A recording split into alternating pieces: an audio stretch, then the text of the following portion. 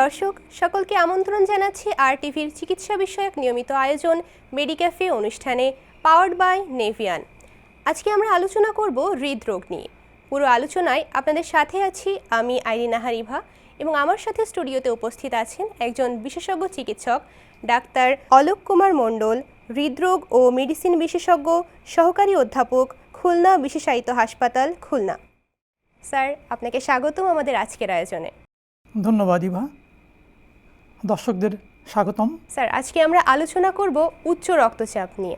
প্রথমে আপনার কাছে জানতে চাইব উচ্চ রক্তচাপ আসলে কি? রক্তচাপ এবং উচ্চ রক্তচাপ দুটো আলাদা বিষয়। রক্তচাপ স্বাভাবিক প্রক্রিয়া। ধমনির ভিতর দিয়ে রক্ত প্রবাহের সময় ধমনির দেওয়ালে যে চাপ প্রয়োগ করে তাকে আমরা রক্তচাপ বলি। এই চাপ স্বাভাবিক থেকে বেশি হলে তখন উচ্চ রক্তচাপ বা হাইপারটেনশন বলা হয়। স্যার, উচ্চ রক্তচাপকে আমরা অনেক সময় নীরব ঘাতক বলে থাকি। কেন উচ্চ রক্তচাপকে নীরব ঘাতক বলা হয়? হাইপারটেনশন বা উচ্চ রক্তচাপকে নীরব ঘাতক বলা হয় কারণ হাইপারটেনশনের সাধারণত কোনো লক্ষণ প্রকাশ পায় না, অর্থাৎ সিমটম ফ্রি থাকে। এই জন্য চিকিৎসা এবং পরামর্শ কোনোটিই গ্রহণ করা হয় না, কারণ অনেকে জানেনই না যে তার উচ্চ রক্তচাপ বা হাইপারটেনশন আছে। এক পর্যায়ে হাইপারটেনশন আনকন্ট্রোলড হলে তখন নানান জটিলতা যেমন stroke, heart attack, kidney damage এবং চোখে রক্তক্ষরণ, পরবর্তীতে অন্ধত্ব, এই জটিলতা নিয়ে ডাক্তারের শরণাপন্ন হয়। তখন কারণ খুঁজতে গিয়ে হাইপারটেনশন ডিসকভার হয়, অর্থাৎ পূর্বে ছিল কিন্তু অজানা ছিল, এখন জানলাম দেরিতে, জটিলতা সহ। এই জন্য একে সাইলেন্ট কিলার বা নীরব ঘাতক বলা হয়। তাহলে তো স্যার এটা অন্য রোগের থেকে ভিন্ন, যে শুধু উচ্চ রক্তচাপের কারণে কেউ কখনো ডাক্তারের কাছে আসে না সাধারণত আসে না। জি স্যার। স্যার, এবার জানতে চাইবো যে কারা উচ্চ রক্তচাপের ঝুঁকিতে বেশি থাকে? যাদের ফ্যামিলি হিস্ট্রি আছে, স্থূলকায় ব্যক্তি, যে ব্যক্তি ধূমপান করেন,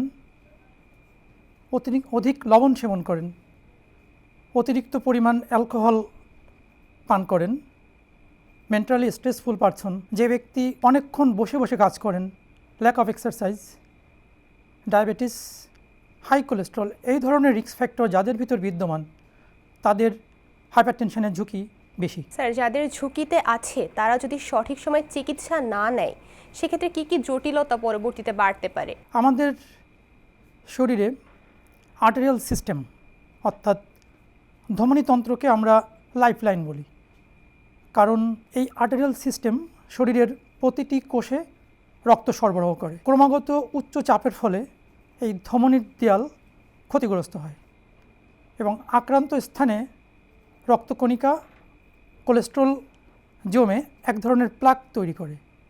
এই প্লাক, ভঙ্গুর প্লাক ভেঙে গিয়ে পুনরায় রক্তকণিকা জমে ধমনী পুরোপুরি বন্ধ করে দেয়। কিছু ক্ষেত্রে ধমনীর ওয়াল স্ফীত হয়ে দুর্বল হয়ে যায়। সেখানে পুনরায় উচ্চ রক্তচাপের ফলে এই ধমনীর ফেটে গিয়ে রক্তক্ষরণ হয়। এই পুরো প্রক্রিয়া যদি মস্তিষ্কে হয় স্ট্রোক, হার্টের আর্টেরিয়াল সিস্টেমে হলে হার্ট অ্যাটাক, কিডনিতে হলে কিডনি ড্যামেজ, চোখে হলে রক্তক্ষরণ, এই ধরনের জটিলতা তৈরি হয়। স্যার, আপনি বললেন হার্ট অ্যাটাকের কথা। এই উচ্চ রক্তচাপ থেকে হার্ট অ্যাটাক সহ আর কি ধরনের হৃদযন্ত্রের রোগ হতে পারে? ক্রমাগত উচ্চ রক্তচাপের বিরুদ্ধে হার্ট পাম্প করতে গিয়ে হার্টের ওয়াল মোটা হয়ে যায়। হার্টের ওয়াল মোটা হলে হার্টের যে পাম্পিং ক্যাপাসিটি বা স্পন্দন ক্ষমতা কমে যায় এবং এক পর্যায়ে হার্ট ফেল করে, পাম্প করতে পারে না এবং হার্টের থেকে যে বড় শিরা বা মহাধমনী যেগুলো আছে সেগুলো রাপচার বা ফেটে যেতে পারে। হার্ট একটা নির্দিষ্ট রিদমে পাম্প করে, সেই রিদম ডিস্টারবেন্স হয়ে হার্ট অনিয়মিতভাবে পাম্প করতে পারে। স্যার, আপনি হার্ট অ্যাটাকের কথা বললেন, একই সাথে উচ্চ রক্তচাপ স্ট্রোকের ঝুঁকিও তো বাড়িয়ে দেয়, সেক্ষেত্রে আসলে কি হয়? প্রতি 20 মিলিমিটার অফ মার্কারি সিস্টোলিক এবং 10 millimetre of mercury diastolic pressure বাড়ার জন্য হার্ট অ্যাটাক এবং স্ট্রোকের ঝুঁকি দ্বিগুণ বাড়ে। এবং স্ট্রোকের ক্ষেত্রে যেটা আপনি বললেন, মস্তিষ্কের কোনো একটি অংশে হঠাৎ রক্ত সরবরাহ বন্ধ হয়ে গেলে অথবা কোনো একটি অংশে ধমনী ছিঁড়ে রক্তক্ষরণ হলে তাকে আমরা স্ট্রোক বলি, এবং এই দুই ক্ষেত্রেই উচ্চ রক্তচাপকে প্রধানত দায়ী করা হয়। জি স্যার। স্যার, আপনি হার্ট অ্যাটাক এবং স্ট্রোকের কথা বললেন, যেটা উচ্চ রক্তচাপের জটিলতায় তৈরি হতে পারে। এক্ষেত্রে কি কি চিকিৎসা রোগীরা নিতে পারে? চিকিৎসা হসপিটাল বা ক্লিনিকে যখন রোগী আসে তখন রক্তচাপ 140/90 এর নিচে পেলে আমরা পেশেন্টদের এভরি 5 ইয়ারলি চেক আপের জন্য বলি। 140/90 এর বেশি পেলে তখন আমরা বাড়িতে রক্তচাপ পরিমাপ করতে বলি। সেক্ষেত্রে বাড়িতে যদি 135/85 এর নিচে হয় তখন আমরা 5 ইয়ারলি চেক আপের জন্য বলি। 135/85 এর বেশি হলে অ্যানুয়াল রিভিউ এবং লাইফস্টাইল চেঞ্জ করতে বলা হয়। এক্ষেত্রে চিকিৎসা প্রয়োজন হয় যদি কোনো টার্গেট অর্গান ড্যামেজ যেমন stroke, heart attack, kidney disease এগুলো হয়ে যায়, এবং বাড়িতে 150/95 এর বেশি পেলে তখন ইমিডিয়েট চিকিৎসা শুরু করতে বলা হয়। স্যার, একটা রোগী হসপিটালাইজড হলো কিংবা স্ট্রোকের চিকিৎসা নিল, এরপরে তারা আবার স্বাভাবিক সুস্থ জীবনে কিভাবে ফিরতে পারে? স্ট্রোকের সাধারণত দুটি মেকানিজম। একটা হলো মস্তিষ্কের কোনো একটি অংশে হঠাৎ রক্ত চলাচল বন্ধ হওয়া, এবং অপরটি হলো মস্তিষ্কের কোনো একটি অংশে আঘাত ছাড়াই রক্তক্ষরণ হওয়া। স্ট্রোকের বলা হয় যদি ইমিডিয়েট কোনো নিকটস্থ হসপিটালে যায় তাহলে পেশেন্টের রিকভার হওয়ার চান্স বেশি, কারণ মস্তিষ্কের রক্ত সরবরাহ স্বাভাবিক থেকে 50% কম হলে তখন স্ট্রোকের লক্ষণ প্রকাশ পায়। এই ক্ষেত্রে যদি আমরা চিকিৎসা শুরু করতে পারি তাহলে ফুল রিকভারি সম্ভব। অন্যথায় মস্তিষ্কের রক্ত সরবরাহ যদি তারও ফার্দার ডিক্লাইন হয়, লেস দ্যান 10% বা তার থেকে কমে যায়, তখন মস্তিষ্কের কোষ বা নিউরন ডেথ হওয়া শুরু করে। তখনও চিকিৎসা যদি করা যায় নিয়ার নর্মাল রিকভারি হয়, কারণ মস্তিষ্কের কোনো একটি অংশের ক্ষুদ্র অংশের কোষ ডেথ হয়, কিন্তু তার চারিদিকে বেশিরভাগ নিউরন ইনজুর্ড হয়, নট ডেথ। আমরা যদি প্রপার ট্রিটমেন্ট প্রপার টাইমে করি ওই ইনজুর্ড নিউরনগুলো ফুল রিকভার হয়। স্যার, আমরা হার্ট অ্যাটাক, স্ট্রোকের কথা জানলাম। উচ্চ রক্তচাপের সাথে কিডনি রোগের কি সম্পর্ক আছে, বা কিডনিতে কি কি জটিলতা তৈরি হতে পারে? হাইপারটেনশন এবং কিডনি এই দুটো সম্পর্ক সাপে নেউলে সম্পর্ক, অর্থাৎ হাইপারটেনশন যত বাড়ে কিডনি তত ড্যামেজ হয়, কিডনি যত ড্যামেজ হয় প্রেশার তত বাড়ে। কীভাবে? প্রেশার বাড়লে অন্যান্য অর্গানের মতো কিডনির ভাস্কুলেচার বা স্মল আর্টারিওল বা ধমনী এগুলো ড্যামেজ হয়ে একসময় বন্ধ হয়ে যায়, তখন কিডনির রক্ত সঞ্চালন কমে যায়। কমে গেলে কিডনি থেকে কিছু হরমোন এনজাইম রিলিজ হয় যেগুলো উচ্চ রক্তচাপকে আবার বাড়িয়ে দেয়। আর হলো যে কিডনিতে আমরা কিডনিকে বলি সাধারণত ফিল্টার বলে ডাকি। কিডনির কাজ হলো রক্ত ফিল্টার করে ইউরিন তৈরি করা। তো এই ফিল্ট্রেশনের প্রসেসটা হলো রক্তচাপ এবং রক্তের যে ফোর্স, এটা যদি বেশি হয় কিডনির ফিল্টারিং ইউনিটগুলো ড্যামেজ হয়, তখন রক্ত থেকে ইউরিন যেমন তৈরি হয়, রক্ত থেকে প্রোটিন লিক করে ইউরিনে চলে আসে।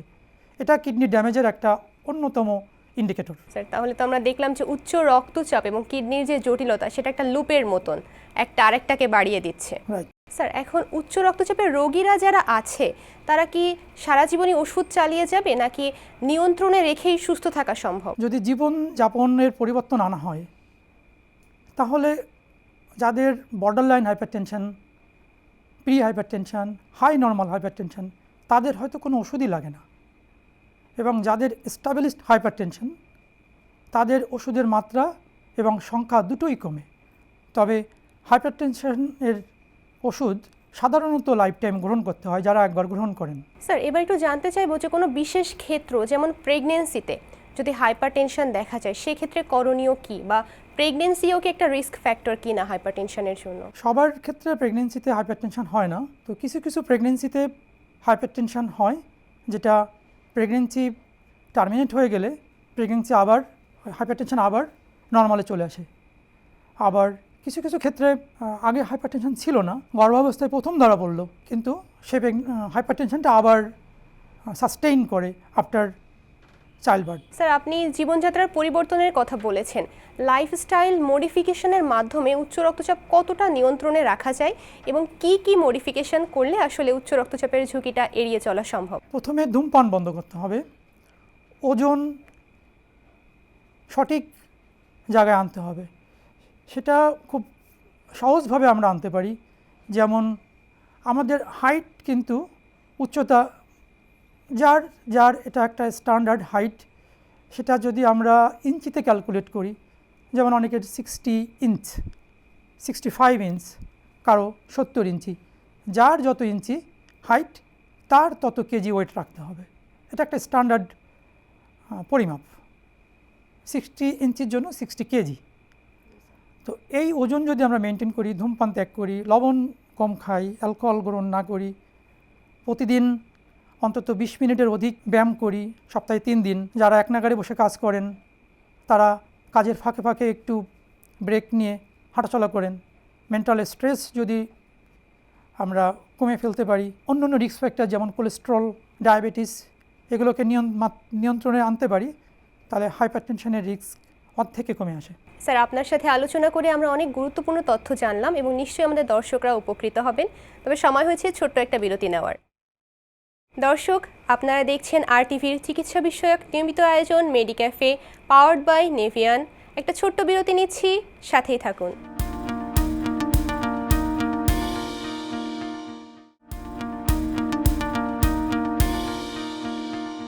দর্শক, বিরতির পর সকলকে আবারও আমন্ত্রণ জানাচ্ছি RTVর চিকিৎসা বিষয়ক নিয়মিত আয়োজন মেডিক্যাফে অনুষ্ঠানে, পাওয়ার্ড বাই নেভিয়ান। স্যার, আমরা কথা বলছিলাম উচ্চ রক্তচাপ এবং তার সাথে ওজনের কি সম্পর্ক। ওজন যদি বেড়ে যায় সেক্ষেত্রে এটা উচ্চ রক্তচাপকে আরও কতটা জটিল করে দিতে পারে? আমি আগেই বলেছি সহজে ক্যালকুলেশনটা। এখন এর বাইরে আরেকটা ক্যালকুলেশন যেটা একাডেমিক BMI বলি আমরা, সেটার একটা পরিমাপ আছে 18.5 to 24.9।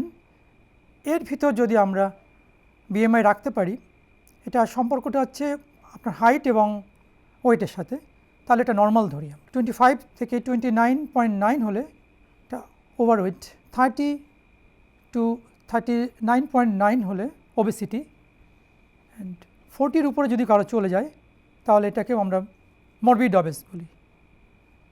তো এই স্থূলকায় বা ওভারওয়েট বা ওবেসিটি, এটা আপনার শুধু হাইপারটেনশন নয়, আদার্স যে রিস্কগুলো যেমন স্ট্রোক, হার্ট অ্যাটাক, কিডনি, সবগুলোকে আপনার ত্বরান্বিত করে। স্যার, স্ট্রোকের কথাতেই যদি আরেকবার আসি, যে স্ট্রোক হওয়ার পর একটা মানুষ কিভাবে আবার স্বাভাবিক কাজকর্ম করতে পারে বা কর্মক্ষেত্রে, শিক্ষাক্ষেত্রে আবার স্বাভাবিক জীবনে ফিরতে পারে? যদি মস্তিষ্কে রক্তক্ষরণজনিত কারণে হয়, তো শুরুতে এটা মর্টালিটি রিস্ক বেশি, কিন্তু লং টার্ম আউটকাম ভালো।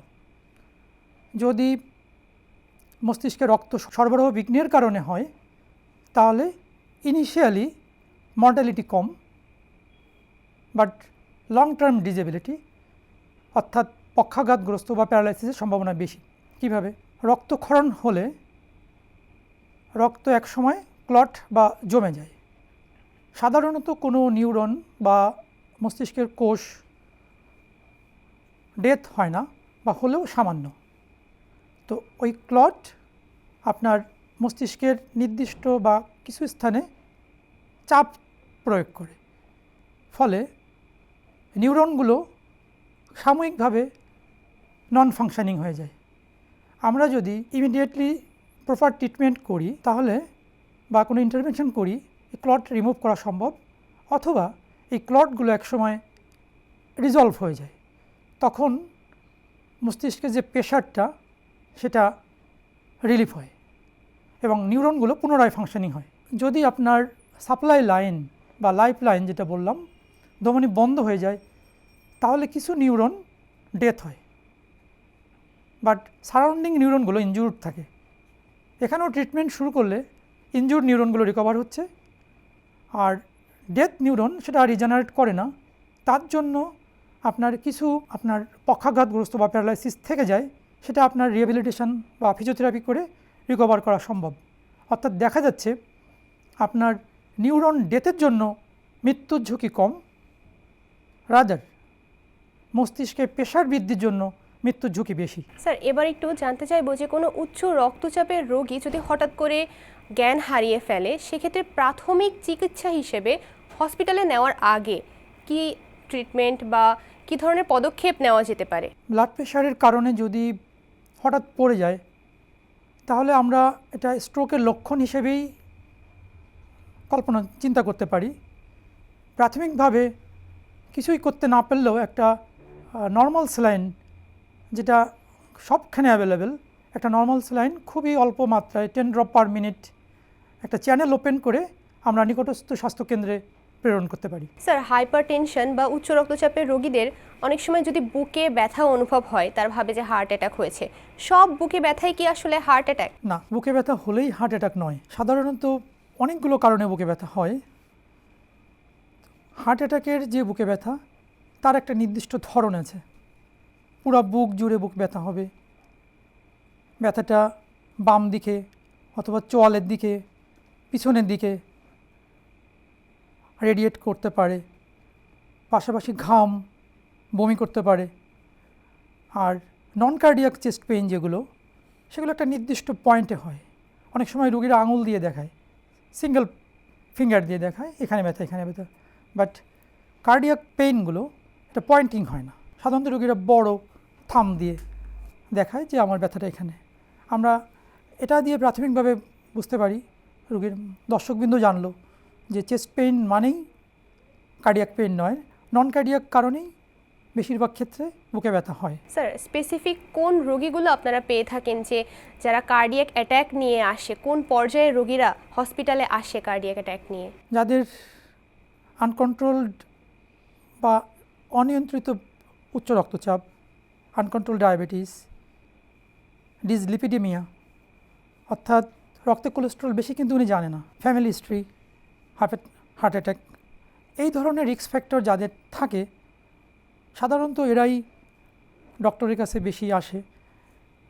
এবং যাদের রিস্ক ফ্যাক্টর নাই তাদের ডক্টর ভিজিট আসলেই কম। একটু জানতে চাইবো যে যে খাবারগুলোতে কোলেস্টেরলের পরিমাণ বেশি সেগুলো খেলে উচ্চ রক্তচাপের পরিমাণ কতটা বাড়ে, ঝুঁকি কতটা বাড়ে, আবার কোন খাবারগুলো সাধারণত উচ্চ রক্তচাপ নিয়ন্ত্রণে রাখতে সাহায্য করে? টাটকা শাকসবজি, ফলমূল, ভেজিটেবল যেটা বলে, এইগুলি যদি আমরা অধিক পরিমাণে গ্রহণ করি তাহলে হাইপারটেনশনের যে রিস্ক ফ্যাক্টর যেগুলো আছে সেগুলো কমাতে সাহায্য করে। বলা হয় যে ব্যাড কোলেস্ট্রল থেকে আমরা 10% বা তার কম ক্যালোরি প্রতিদিন গ্রহণ করব।